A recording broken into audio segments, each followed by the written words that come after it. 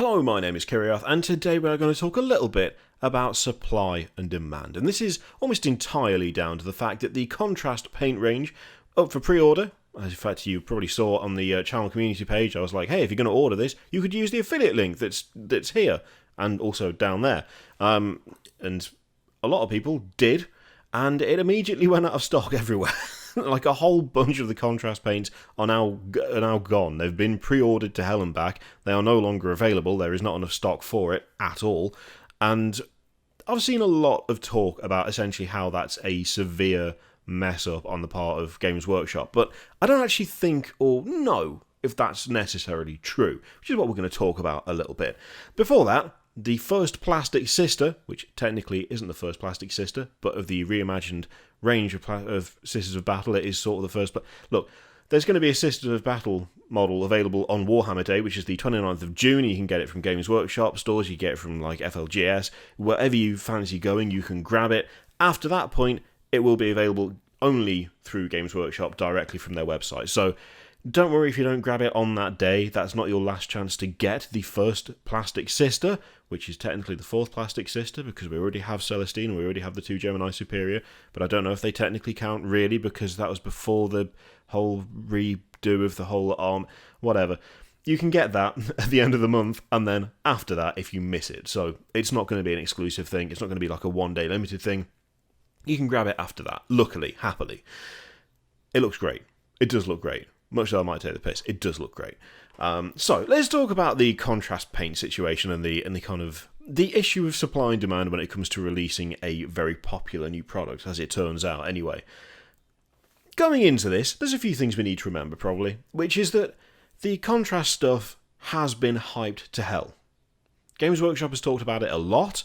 There's been a lot of talk on every medium imaginable, whether you're talking forums, Facebook, Twitter, Reddit, YouTube. I mean, God knows how many videos I've made about it so far. It's because it's a genuinely interesting topic, and I've been fascinated to see what it can do.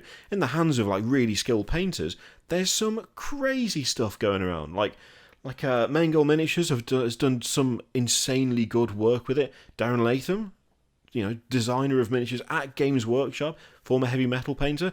He's done some stunning stuff with these paints. They're genuinely interesting because they are being presented as this, one coat miracle, this one coat wonder whereby you can just slap it on and you've got a great finish. I don't think it's universally true.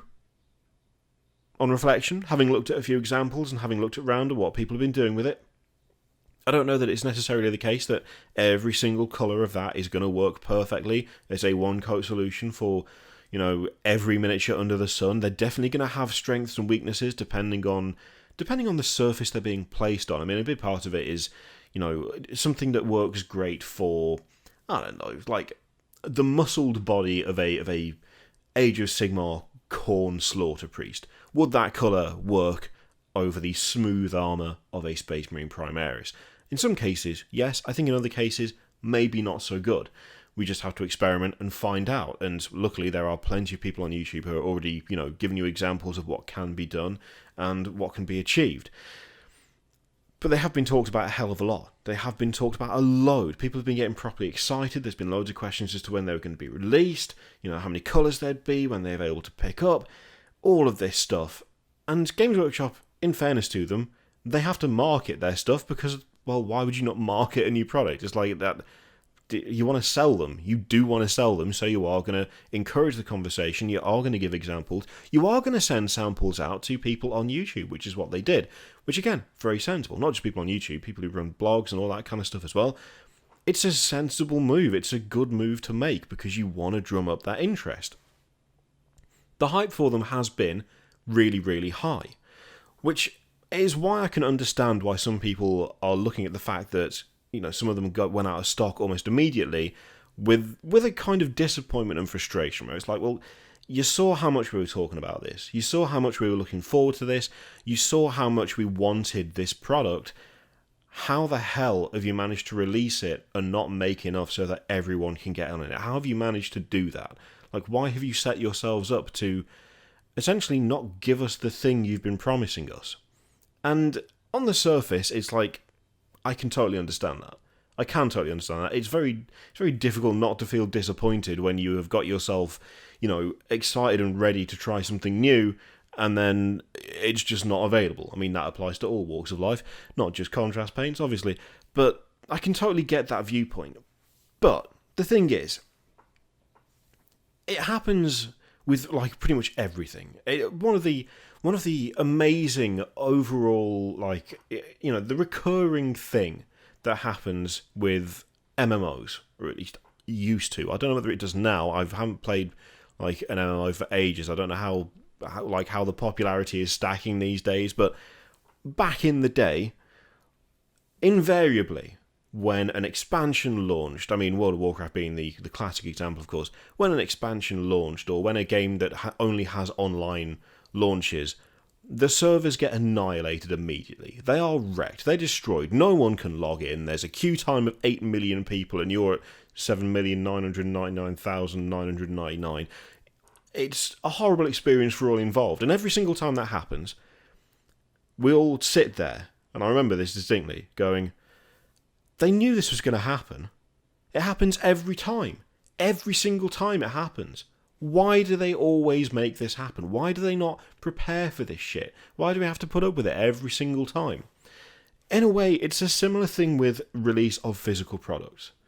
Because all the hype builds, all the attention builds, you put it up for pre-order, and it all immediately goes out of stock. It's bought up instantly. And the question is always the same. Why did you not make enough for everyone?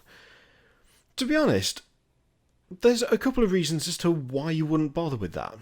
I mean, the first and most important is that it is way easier to produce less, have all of it cleared out, and then have to make more, than it is to completely overstock to the point that, no matter how many people bought this new thing, you still had loads left over. I think if there's one thing that you don't really want, no matter how well your company is doing or how popular your product is, you don't want a bunch of unused stuff sitting around. That's not really good for anyone. And Games Workshop especially, given what they sell and what they do, it probably makes far more sense to them to essentially leave people disappointed when it comes to pre-orders because there just isn't enough to go around, than to massively overstock and run the risk of this stuff not selling as well as they hoped or thought it would. I mean, the chances of that happening are, of course, incredibly slim. The chances of them making so much stuff that they can't possibly shift it is, it's a questionable thing, but it's not entirely out of the realms of possibility. And I'd imagine when it comes to assessing how much they want to actually stock up beforehand, there will be talks of how popular do we think this is going to be? Do we think it's going to clear this number of things out? Do we think that we want to, do we think we can shift this number of units in X number of days or X number of weeks? With all of those discussions, I'd imagine it's just generally far easier and cheaper to just play it safe and not quite do enough, as it turns out. Things I don't think that they're actually going out there with the intention of not providing enough. I just think that when it comes to them deciding how much they're going to produce, it makes more sense for them to produce less than more. It makes more sense to run the risk of not having enough than it does having twice the amount that you actually need. Now, you could say as well, it's paint. It's not going to go off. People will eventually buy it, obviously. It's not like it's just going to sit on a shelf, no one's going to touch it, and then, you've just wasted a bunch of time.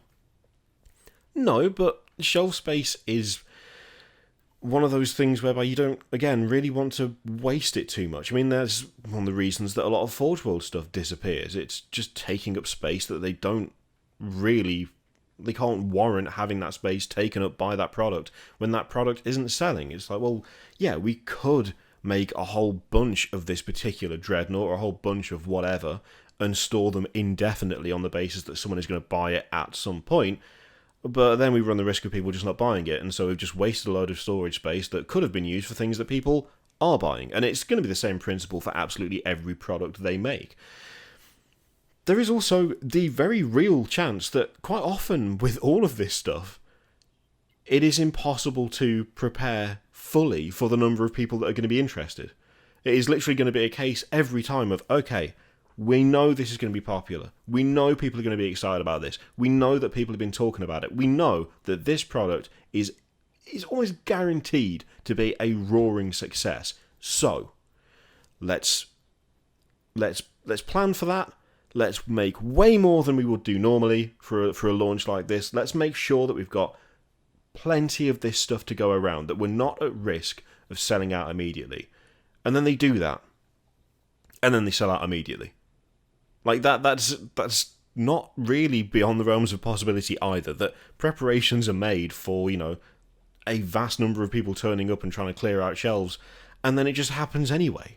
I mean, I'm trying to remember a good example of this in a way, in a weird way, is the Critical Role Kickstarter. So Critical Role wanted to do an animated series for their show, and they do the same thing every time when they do this stuff, which is they massively underestimate the loyalty and the power of their community. So they say, we would like to do this.